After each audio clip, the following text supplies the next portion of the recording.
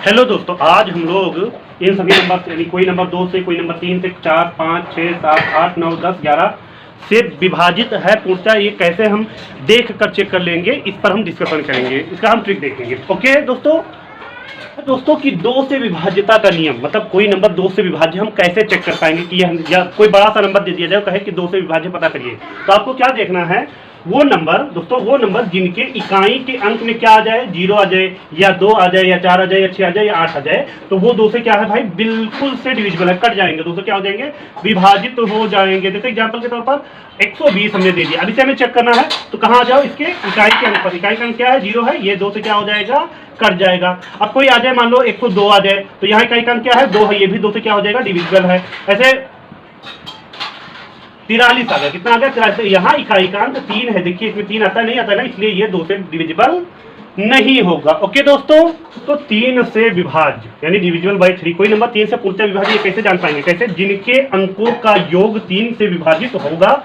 वो 3 से क्या होगा, वो नंबर भी पूरा 3 से विभाज्य हो जाएगा। अब कैसे, एग्जांपल के तौर पर ये देख लीजिए, 1, 3, 5 हमने लिख लिया, लिखा। अब इनके अंकों का योग करिए, 1 + 3 + 5, तो कितना हो जाएगा, 1, 3, 4, 4, 5, 9, और 9 3 से क्या हो जाता है, डिविजिबल है, इसलिए ये 135 भी 3 से क्या हो जाएगा, डिविजिबल हो जाएगा। जैसे ले लिया जाए 43, अब इनको जोड़िए, 4 और 3 कितना होता है, 7। 7 3 से नहीं डिविजिबल होगा, 3 से कटने वाला नहीं, इसलिए ये भी 3 से डिविजिबल नहीं होगा।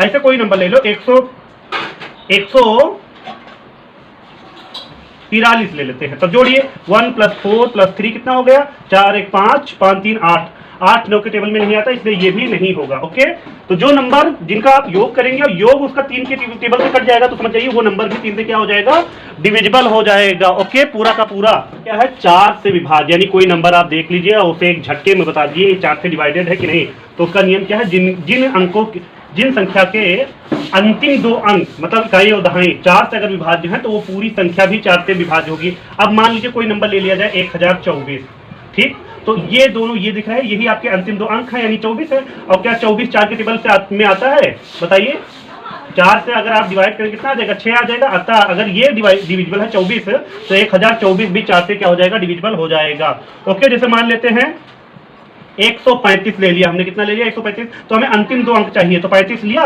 35 4 के टेबल से डिविजिबल नहीं होगा कि नहीं, इसलिए 135 भी 4 के टेबल से डिविजिबल नहीं होगा। तो इसमें क्या देखना, अंतिम 2 अंक आपको देखने, वो अगर 4 से डिवाइड है, तो एक्चुअली वो पूरा का पूरा अंक ही 4 से क्या हो जाएगा, डिवाइड हो जाएगा। ओके, 5 से विभाज्य, डिविजिबल बाई 5। आपको इसमें बहुत, ये सबसे इजी है, क्या है, इकाई में आपको देखना है 0 हो या 5 हो। अगर इकाई के अंक पर 0 या 5 है, तो वो नंबर 5 से डिवाइड है, अदरवाइज 5 से डिवाइड नहीं। जैसे मान लेते हैं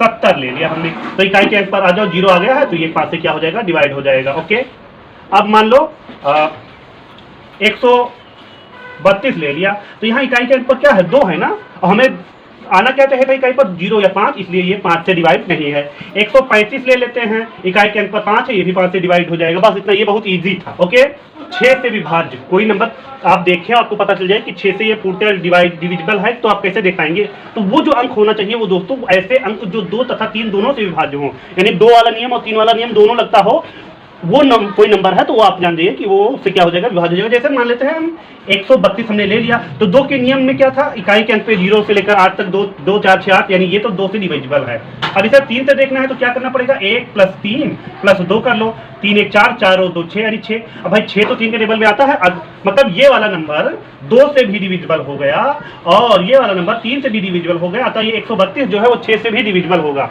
अब मान लेते हैं कोई नंबर ले लिया हमने, 135 ले लिया, या 105 ले लेते हैं, कितना ले लिया, 105। अब देखिए क्या है, 2 वाला नियम ये नहीं फॉलो करता, क्योंकि इकाई के अंक पर 5 है, 5 2 में नहीं आता है, इसलिए ये 6 से भी डिविजिबल नहीं होगा। ओके दोस्तों, मैं पर्सनली बताता हूँ, सबसे मतलब 1 2 से लेकर 11 तक में अगर कोई टफ है थोड़ा बहुत, तो एक 7 टफ है और एक 11 टफ है। ओके, जबकि 11 वाला थोड़ा सा इजी है, जबकि 7 वाला टफ है। तो आप देखिए क्या करना है, हमने बहुत इसमें लिख रखा है, 7 से विभाज्य, डिविजिबल बाई 7 क्या है, शेष अंक, ध्यान से देखिएगा, शेष अंक माइनस इकाई का दोगुना कर देंगे, और वो जो बच आएगा वो 7 की टेबल से क्या हो जाना चाहिए, 7 से विभाज्य हो जाना चाहिए। अब ना मैं दोस्तों बताता हूँ आपको, जो आप नंबर जानते हैं, मान लीजिए 7 से आप कटने वाला नंबर कौन सा जानते हैं, 28 जानते हैं, आप ये जानते हैं। तो देखिए इकाई का अंक कि भाई क्या है, इकाई का अंक तो 8 है, यानी 2 × 8 कर देना है, ये देखो लिखा है हमने, और -2 शेष अंक हमने पहले लिख लिया।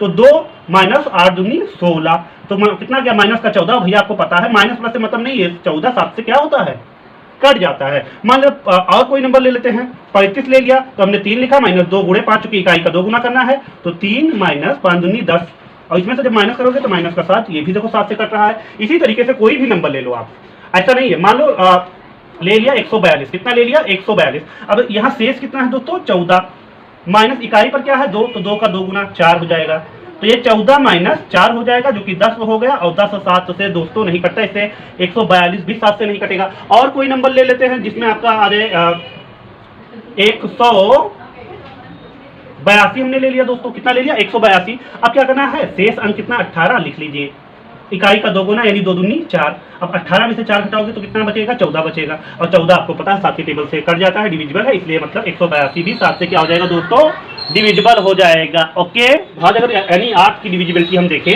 तो उसमें 2 अंकों तक कोई वो नहीं, 2 अंक तक तो आप टेबल पढ़कर ही जान पाएंगे। क्या है, अंतिम 3 अंक 8 से विभाजित होने चाहिए।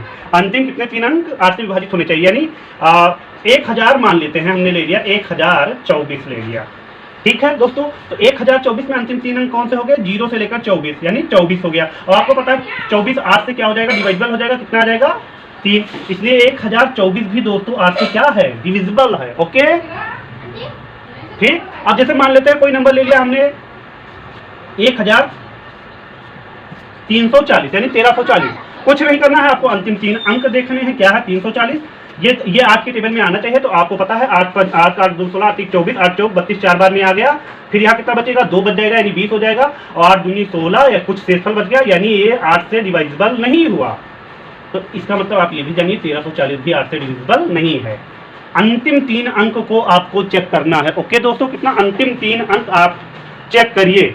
9 से विभाज्यता का जो नियम है, कोई नंबर 9 से डिविजिबल है, उसका क्या है, जैसे 3 का था कि सभी अंकों को जोड़कर देखिए 3 से डिवाइड है कि नहीं, वैसे 9 का भी है, सभी अंकों को जोड़िए और देखिए वो 9 से डिवाइड है कि नहीं। जैसे मान लीजिए ये हमने ले लिया 72, कितना ले लिया 72, तो 7 और 2 जोड़ दीजिए, कितना हो गया भाई 9, और 9 कम 9, यानी ये 72 भी 9 से, आपको पता ही 9 के टेबल में 72 आता है। अब ले लेते हैं 182, कितना ले लिया हमने 182, सभी को जोड़ लीजिए, 1 और 8 9 और 9 2 11, आपको पता है 9 के टेबल में 11 नहीं आता। मान लेते हैं ले लिया हमने 187, कितना 187 ले लिया। अब जोड़िए दोस्तों 1 और 8 9 9 और 7 कितना हो जाएगा, 1 8 9 हो जाएगा, और 9 और 7 16 हो जाएगा। 16 क्या आता है आपके 9 के टेबल में, नहीं आता है। फिर मान लेते हैं हम ले लिया हमने 180 ले लिया। अब आपको पता है 1 और 8 9 और 9 0 9, यानी ये डिविजिबल हो जाएगा, 9 से 1 आ जाएगा, इसका मतलब ये भी कट जाएगा और 20 आ जाएगा। ओके, तो अगला क्या है दोस्तों, 10 से विभाज्य, यानी डिविजिबिलिटी हमें किससे चेक करनी है, 10 से। कुछ नहीं, आपको बस इतना देखना इकाई का अंक 0 है कि नहीं है। अगर इकाई का अंक 0 है तो वो 10 से विभाज्य, नहीं है तो नहीं। मतलब इसमें तो बहुत ही ईजी है, सिर्फ इकाई पर 0 देखो, यूनिट डिजिट पर 0 देखो। 100 देख लिया हमने, हाँ ये 10 से डिविजिबल है, कितना आ जाएगा 10।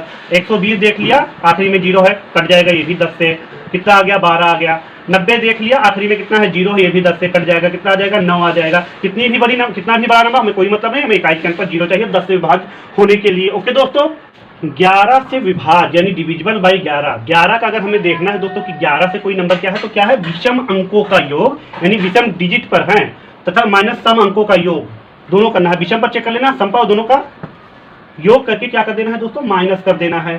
ठीक है, उसका मान क्या आ जाना चाहिए, या तो 0 आ जाए, तब तो कोई दिक्कत नहीं, तो जान जाए 11 से डिविजिबल है, या 11 से विभाजित कोई नंबर है, अगर 0 नहीं आता। मान लेते हैं कोई हमने नंबर ले लिया, आपको पता है 132, हमने ये नंबर ले लिया, क्या ले लिया 132। अब करना क्या, देखिए ये इवन डिजिट है 1, ये 2, ये 3, तो ये सम अंक है, ये विषम अंक है, ये विषम अंक है, ये सम अंक है, ये विषम अंक है। तो 2 को 3 में जोड़ो, 2 और 1 3, और ये 3, तो 3 माइनस 3 बराबर कितना आ गया 0। क्या कहा था दोस्तों, विषम अंकों का योग, यानी विषम पर 1 भी है, विषम पर 3 भी है, यानी 2 और 1 3, और सम पर 3 है, तो 3 माइनस 3 0, यानी ये 0 आ गया। इसका मतलब 132 11 से क्या है, डिविजिबल है, आपको भी पता है 12 बार में आता है। कितनी बार में। अब मान लेते हैं कोई नंबर और ले लेते हैं, हमने कितना ले लिया, ले लिया हमने 77। ठीक है, तो इसमें भी आपको पता है ये सम है, पर ये विषम है, ये सम है, 7 माइनस 7 करोगे कितना आ जाएगा 0 आ गया। ठीक है, अब हम कोई नंबर ले लेते हैं, क्या लेते हैं 539 ले लिया हमने। अब क्या करना है भाई, ये 1 नंबर पर है, ये 2 नंबर पर है, ये 3 नंबर पर है, यानी 1 और 3 को जोड़ना है। तो 9 और 5 कितना हो गया 14, और 14 में से 3 क्या कर देना, घटा देना, कितना आ जाएगा 11। और 11 को जब क्या कहा था, या तो 0 आ जाए या 11 से विभाज्य जाए, बताए आपको पता है 11 के टेबल में 11 आता है, ये कट जाएगा, कितना आ जाएगा 1, यानी इसका मतलब ये भी कट जाएगा 11 से। जो भी जितने भी टाइम कटे लेकिन कट जाएगा, या तो 0 आए या तो 11 से विभाजित कोई अंक आए, बस दोस्तों। ओके।